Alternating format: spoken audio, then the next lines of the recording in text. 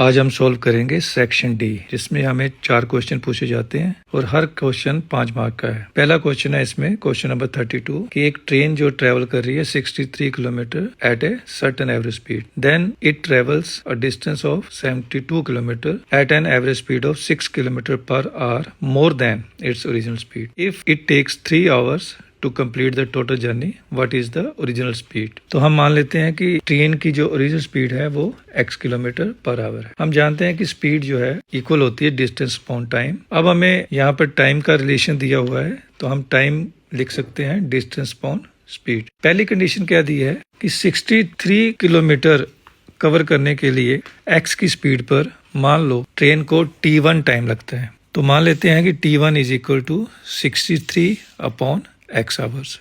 दूसरी कंडीशन क्या है कि 72 किलोमीटर वो एवरेज स्पीड से 6 किलोमीटर ज़्यादा तेजी से ट्रेन जो है चल रही है, तो T2 आ जाएगा हमारे पास 72 अपॉन x प्लस 6 आवर्स। इसको हम इक्वेशन नंबर 1 और 2 दोनों को लिख लेते हैं। नाउ T1 प्लस T2 हमें दिया हुआ है 3 आवर्स। अब हम T1 की वैल्यू 63 अपॉन x और T2 की वैल्यू 72 अपॉन x प्लस 6 लिखकर इनको जोड़ लेते हैं और ये आ जाएगा हमारे पास 3। अब हमें इसको सॉल्व करना है। जब हम इसको सॉल्व करेंगे तो हमारे पास x की वैल्यू जो है 42 या x की वैल्यू -3 आएगी, पर स्पीड को हम नेगेटिव नहीं लिख सकते, तो a की वैल्यू सेटिस्फाई करेगी इस इक्वेशंस को, वो हो जाएगी 42। तो हमारे पास ट्रेन की जो ओरिजिनल एवरेज स्पीड है वो 42 किलोमीटर पर आवर, ये हमारा आंसर आएगा। अब ऐसे क्वेश्चन में हमें अपना आंसर जरूर चेक करना चाहिए। हम जब गिवन कंडीशंस में इस वैल्यू को डालें जो हमने निकाली है x की, और देखें कि क्या ये गिवन कंडीशन को सेटिस्फाई करती है कि नहीं। जैसे T1 है, T1 हमारे पास था x 63 अपॉन x की जगह हम 42 लिख लेंगे। जब हम इसको सोल्व करेंगे तो 21 से जब हम ऊपर नीचे डिवाइड करेंगे तो 21